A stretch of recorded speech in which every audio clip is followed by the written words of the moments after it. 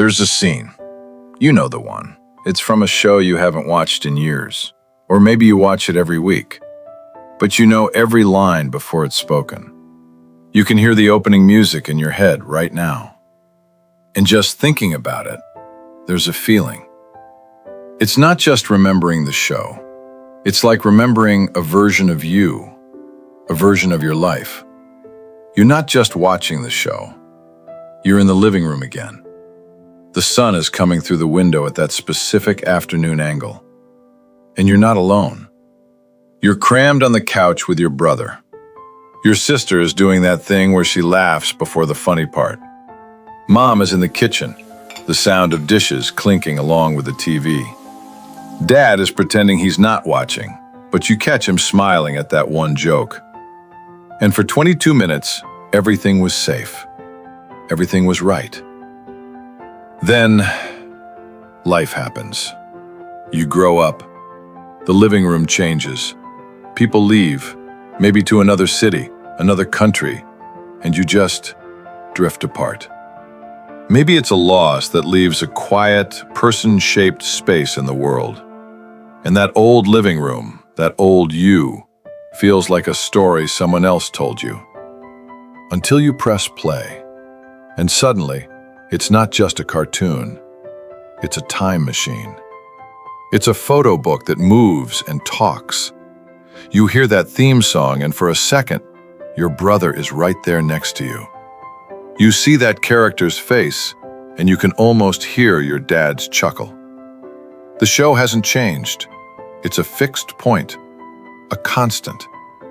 And in a world where everything changes, where people leave, where you have bills and worries you couldn't have imagined, this doesn't.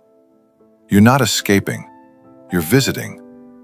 You're paying a visit to a memory where everyone is still together. And it's bittersweet. The joy is wrapped up with the ache of knowing you can't stay. You miss the show, sure, but you're really missing the couch. You're missing the people on it. You're missing who you were when you were with them. This is why it's so powerful. It's about neural pathways worn deep with comfort. Your brain, when you were young, linked that show with safety, with love, with belonging.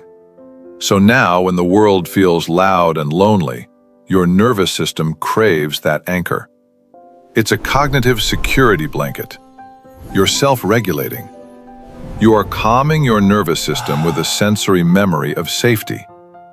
And if you feel this deeply, it says something beautiful about you.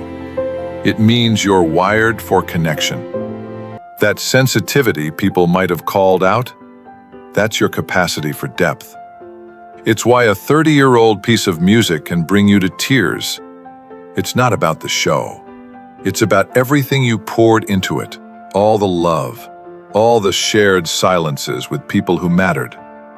Maybe now you watch it alone, but you're not alone. You're watching it with every version of you that ever was. You're keeping a promise to that kid you were. You're honoring the people who aren't in the room anymore by carrying the memory. So it becomes a ritual, a quiet ceremony. You make the tea, you curl up, you press play. And for a little while, the pieces come back together. The people you miss feel closer. It's also a bridge. Maybe you introduce it to your own kids, and you get to say, "This was my favorite part." And in saying it, you're introducing them to a piece of your heart, to the family you came from.